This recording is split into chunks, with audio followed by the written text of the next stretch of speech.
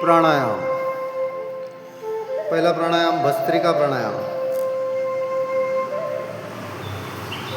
संपूर्ण लक्ष आपल्या श्वासांवरती केंद्रित करायचं आहे.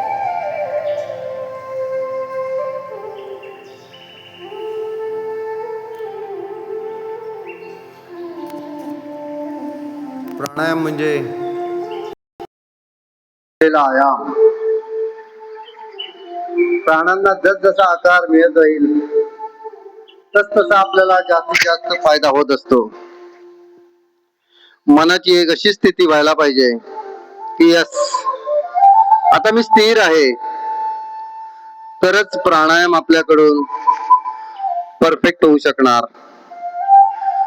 नाहीतर हे भस्त्रिका प्राणायाम, कपालभाती प्राणायाम, अनुलोम विलोम प्राणायाम, हे प्राणायाम नियमित करून देखील आपल्याला फायदा होणार नाही. तुम्ही स्वतः फसवत आहात. असं काहीही करू नका. त्या श्वासांमध्ये एवढं इन्व्हॉल्व व्हायचंय की संपूर्ण लक्ष त्या श्वासांमध्येच केंद्रित करायचंय, तरच तो प्राणायाम.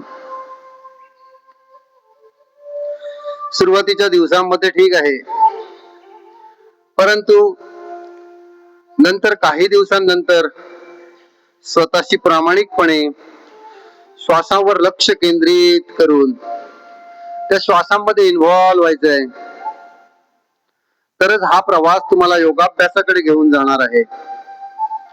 मन आणि शरीर यांचे एकत्रीकरण म्हणजेच योग.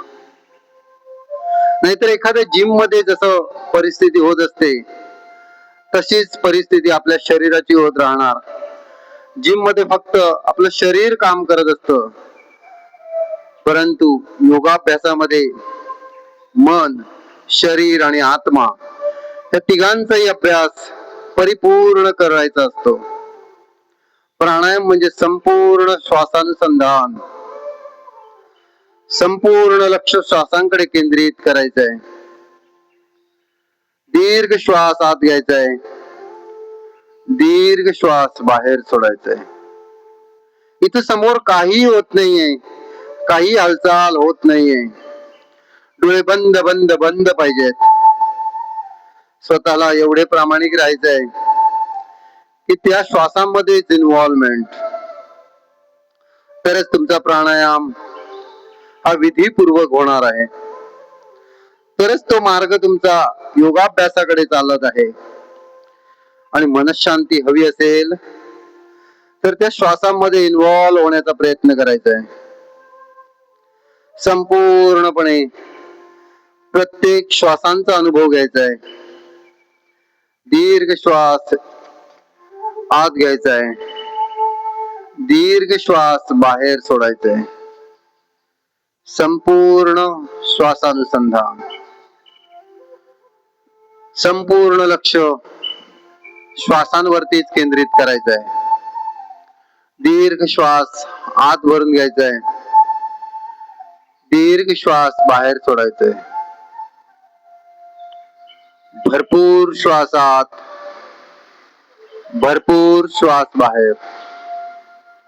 दोन्ही नाकपुड्यातून दीर्घ श्वास इनहेल आणि दोन्ही नाकपुड्यातून दीर्घ श्वास एक्सेल. भरपूर श्वास आत भरून घ्यायचा आहे, भरपूर श्वास बाहेर सोडायचा आहे. दीर्घ श्वास आत, दीर्घ श्वास बाहेर.